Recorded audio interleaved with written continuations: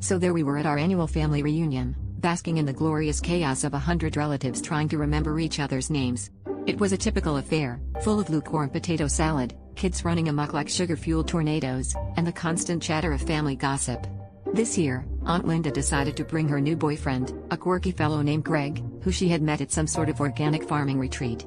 Greg was nice enough at first glance, though his insistence on wearing a fedora and a vest made him look like someone who had wandered off the set of a community theater production of Indiana Jones. Things took a turn for the peculiar when Greg, eager to make a good impression, or perhaps just to assert his position as the afternoon's main entertainment, rolled out a unicycle from the back of their Subaru. He announced, with the kind of confidence typically reserved for people who have never actually attempted what they're about to do, that he was going to demonstrate his latest hobby, unicycle yoga. Naturally, we all gathered around, partly out of curiosity, and partly out of the morbid anticipation of witnessing a disaster unfold right there in Uncle Bob's freshly mowed backyard. Greg mounted the unicycle with the grace of a drunken flamingo and began to wobble precariously, attempting to strike a yoga pose that I think was supposed to resemble a tree.